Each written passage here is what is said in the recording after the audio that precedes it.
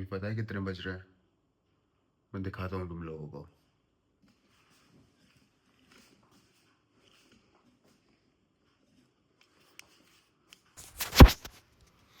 मुझे रियलाइज़ हुआ यहाँ पे कि ये घड़ी तो गलत चल रही है। फिर मैं गया बाहर वाली घड़ी पे और बज रहे थे 3 सुबह के।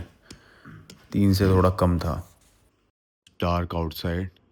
और भाई हमारे पड़ोस वाले तो जग भी जाते हैं सुबह। अभी आवाज़ें आ रही हैं बराबर से। तो अभी चलते हैं, मील लेनी है। उठ गया हूँ मैं और अब जाएंगे मील लेने। मील थोड़ी हैवी रहेगी। आई विल शो यू मैंने क्या बनाया है। उसको कंज्यूम करके कुछ घंटों के बाद हम जाएंगे वर्कआउट करने। आज अपलोड होगा आपका super shoulder. Get back to you. By the way धीरे बोल रहा हूँ क्योंकि everyone is sleeping. Here we go. So what we have in our pan, we have 9 whole eggs omelette, 1 guava and 1 banana. Yeah. अब ये 20 बादाम मैंने कूटे हैं इसमें और अब इनका बन रहा है हलवा। तो ये मील और इधर बन रहे हैं चावल। तो चावल और बादाम का हलवा ये और लेंगे। फिर हम वर्कआउट के लिए रेडी होंगे। लगभग 9 बजे हम कॉफ़ी पी रहे होंगे। या चलें, let's go guys. Ready with our meal.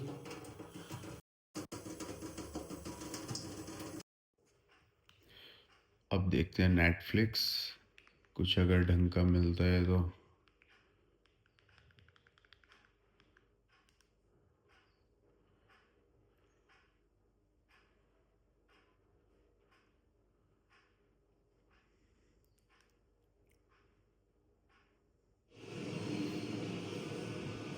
Court में क्यों नहीं गए जनाब? इंपीरियल कंपनी जो है दिल।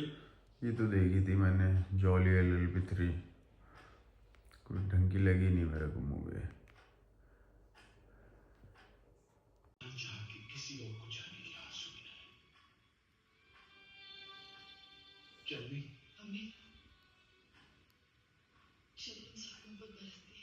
लगभग 11:30 बज गए हैं। मैं सोता रह गया, लेट हो गया। अब चलते हैं वर्कआउट। फिर कॉफ़ी पी के मैं निकल गया वर्कआउट के लिए। दिव्यांश को भी वापस जाना था नोएडा, तो वो भी निकल गया। ध्यान से आइयो। वो उधर गया और मैं उधर।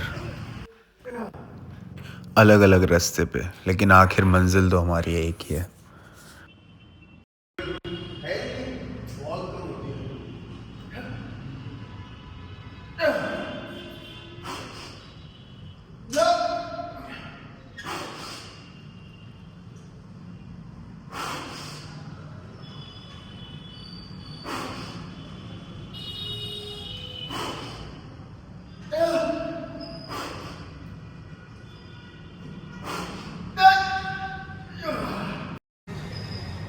निकल जाता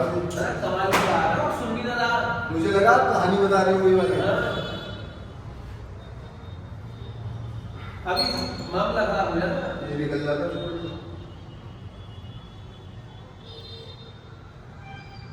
कारण भी तो आप ही हो। लेकिन दिमाग बांट रहेगा तो सही भी आपने कर लिया।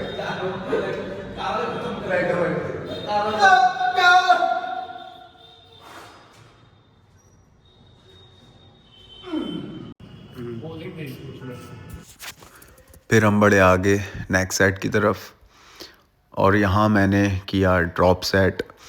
एंड वन मोर थिंग, इस एपिसोड को ना तुम लोग पूरा देखना, बहुत इंफॉर्मेटिव होने वाला है। अगर तुमने मिस किया ना, पूरा नहीं देखा, तो लास्ट में तुम पुश प्रेस क्यों करते हैं, काइनेटिक चेन क्या होता है, बहुत डीप इंफॉर्मेशन मिस कर दोगे। तुम इसको एंड तक देखोगे ना एपिसोड को, तो ये वर्थ होगा, मैं बोल रहा हूँ।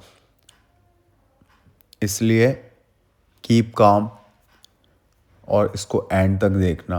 You will get a very deep information.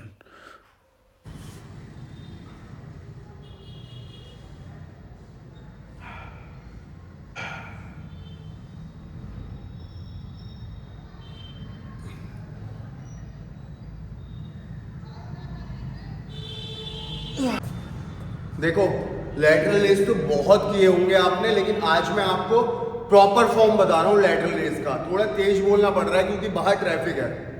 Done. अब सीखते हैं हम लैटरल रेस।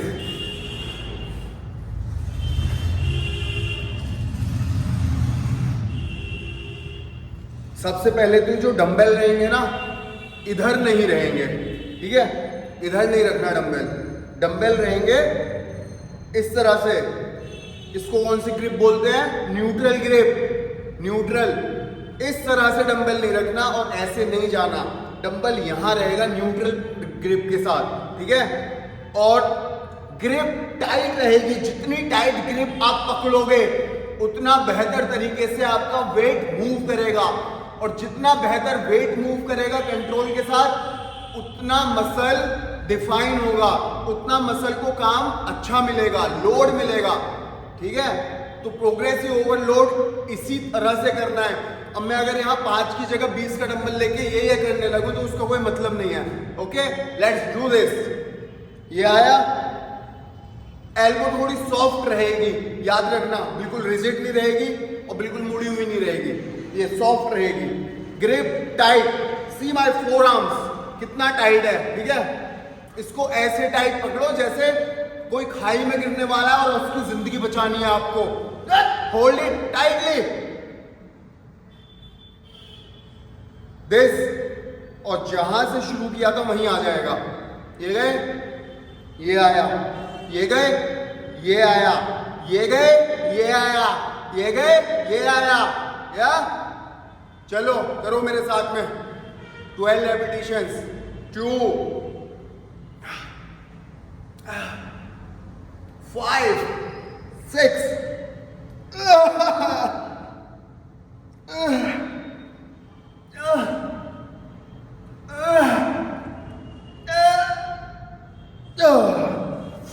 मैंने अभी लास्ट ट्रिक चेक किया तो उसमें डंबल, बाकी तो वीडियो अच्छा है लेकिन डंबल का पोजीशन आपको नहीं दिखा।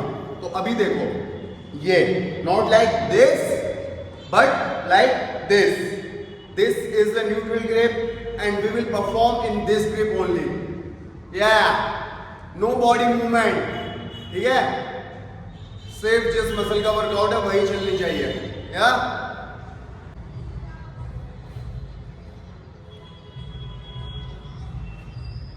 दोस्तों, वर्कआउट रैप अप हो गया है शोल्डर का। अब कुछ लोग कहेंगे कि इतना कम वर्कआउट, इससे क्या होगा, इससे कौन सा मसल बिल्ड होगा? शोल्डर के तो 4 5 6 वेरिएशंस होते हैं। उनकी गलती नहीं है। जब मेरे पास सर्टिफिकेशन नहीं था, मुझे नॉलेज कम थी, या कह सकते हो कि ना के बराबर थी, तब मुझे भी यही लगता था कि यार ये भी कर लो, वो भी कर लो। लेकिन मुझे एक बात बताओ आप, अगर काम सुई का है ना, तो तलवार क्यों निकालना है यार, है ना? मतलब आपको कुछ यूज है सुई से, तो आप तलवार यूज नहीं कर सकते ना बेवजह। उससे क्या होगा कि तलवार जब आप यूज करोगे वो टाइम भी वेस्ट होगा और वो वेपन भी वेस्ट होगा और काम बढ़ेगा, है ना? तो मेरे समझाने का मतलब इतना है कि हमारे 2 वर्कआउट है। पुश प्रेस, आज मैंने पुश प्रेस किया, ठीक है? और मैंने किया साइड रेस, लैटरल रेस, ठीक है? ये दोनों वर्कआउट हमारे एंटीरियर डेल्टॉइड और लेटरल डेल्टॉइड को कवर करते हैं, ठीक है? कंप्लीट दोनों डेल्टॉइड्स हमारे कवर हो जाते हैं, कोई एक्सरसाइज इंक्लूड करने की जरूरत नहीं है। रह गया पोस्टीरियर डेल्टॉइड। पोस्टीरियर डेल्टॉइड हम हमेशा ट्रेन कर रहे हैं बैक वाले दिन।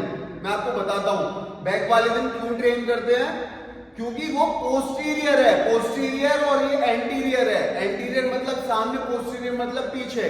तो पोस्टीरियर वर्कआउट बैक के लिए होता है। तो पोस्टीरियर डेल्टॉइड के लिए हम क्या करते हैं, फेस पुल करते हैं ना, रिवर्स फ्लाइज करते हैं ना। तो शोल्डर इतना ही करना है आपको। अगर आप में एनर्जी है, आप एनर्जी को घर नहीं लेके जाना चाहते, तो पुश प्रेस के 8-10 सेट करो यार, पता चल जाएगा अपने आप, ठीक है? लैटरल रेस करो, that will be enough. Science के साथ अगर चलोगे, कुछ भी हवा में नहीं करोगे तो बहुत जल्दी ग्रो करोगे, जस्ट लाइक दैट। ये तो रही ये बात, अब एक और टॉपिक कवर करते हैं, काइनेटिक चेन का।